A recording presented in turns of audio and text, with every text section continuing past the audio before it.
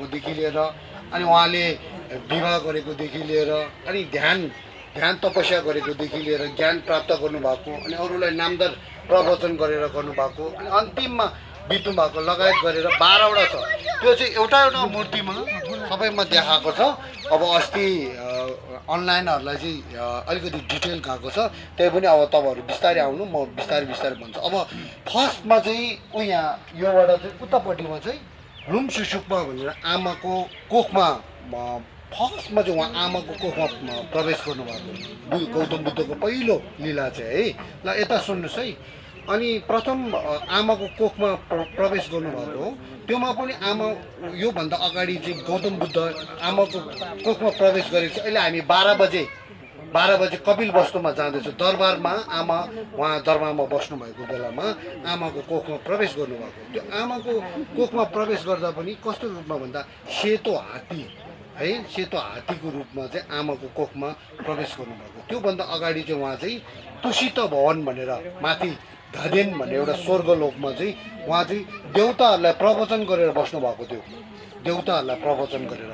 अनि के गर्नुभयो भन्दाखेरि गौतम बुद्धले चाहिँ अब मुनि पनि अब जो पाइदिएको कोखमा पनि छिर्नु भएन भनेर 5वटा कुरा हेरेर चाहिँ उहाँले यहाँ कपिल वस्तुमा आमाको कोखमा छिर्नुभयो। एउटा चाहिँ उहाँको जात कुलमा, के कुलमा भन्दा शाक्य कुलमा है, शाक्य कुलमा। अनि आमा पनि त्यो के बेला भन्दा चाहिँ आमा पनि न्युङ्ने बसेको बेलामा, हामीले अस्ति अब तपाईँहरूले न्युङ्ने बस्नु भएको छ, आमाहरू न्युङ्ने हुनुहुन्छ, 8वटा शिर पालना गरेर 12 बजेपछि खाना नखाएर नबोलेर गर्छन् हो। आमा पनि त्यो बेलामा चाहिँ त्यस्तो न्युङ्ने बसेको बेलाको हो रहेछ है। आमा पनि एकदमै शिलवान भएको। अनि त्यसै गरेरले जातमा चाहिँ त्यो शाक्य कुलमा। अनि समय पनि के को बेला भन्दा अरू बेला चाहिँ अर्को बुद्ध, अहिले हामी पर गएर अर्को बुद्ध कनक मुनि बुद्धहरूको दर्शन पनि गर्छौँ। त्यति बेला चाहिँ मान्छेहरूको चाहिँ 40,000 आयु थियो रहेछ। 40,000 आयु भएपछि मान्छेले धर्म गर्न अल्छी मान्छ।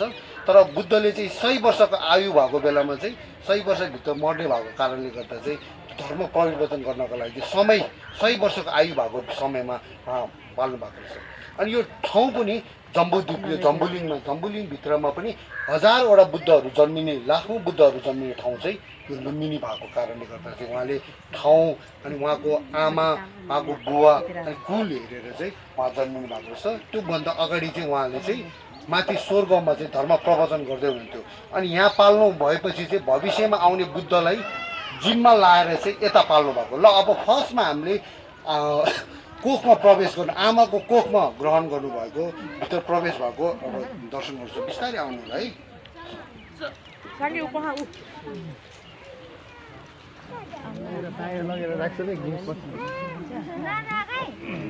अलि छिटो हिँड्नु न, खाना छ क्या, गएको छैन क्या मैले त अहिले त भित्र मिलायो नि मजाले। ल अब तपाईँहरू आउनु, क्लासमा बस्ने यता कोही यतापट्टि आउनु है।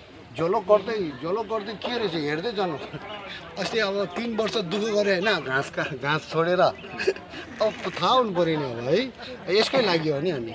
ल अब फर्स्टमा चाहिँ माथि तुसित भवन स्वर्गलोकबाट चाहिँ आमाको कोखमा माथि स्वर्ग, त्यो चाहिँ स्वर्ग ब्रह्म स्वर्गलोकमा त्यहाँबाट झरेको भन्नु खोजेको चाहिँ त्यहाँबाट उहाँ चाहिँ आमाको कोखमा आउनुभएको कुरा हो।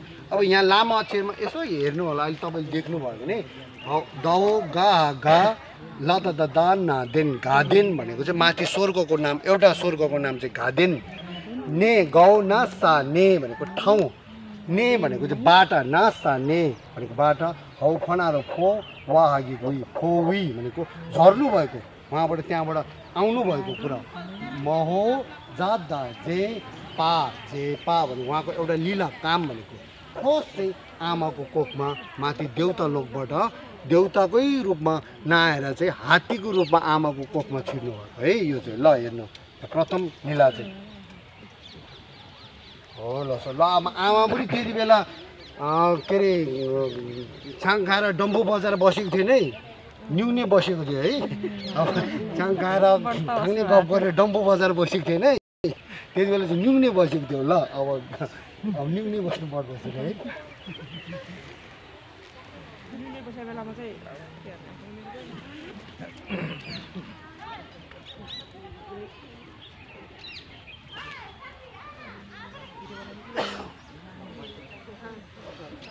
अब लुम्सु सुक्ती चेपा अब माथि आकाशबाट उहाँ स्वर्गलोकबाट झरिसकेपछि अब कसको कोखमा जन्मे अघि मैले भने जस्तो उहाँ चाहिँ आमा हो बुद्धको आमा माया देवी है ऊ यहाँ यो मम यता उता होइन यता मम नातिको मम यो चाहिँ है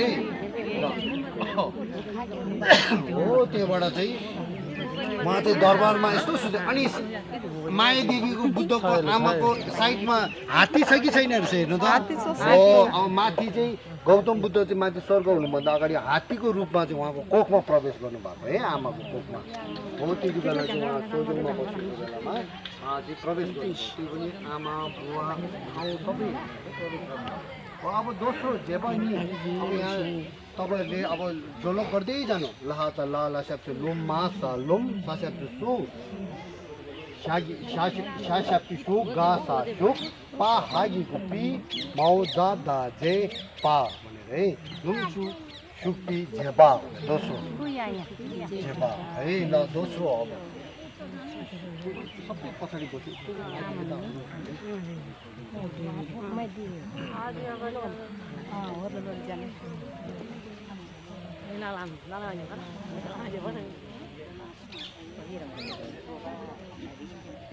Sukti siapa?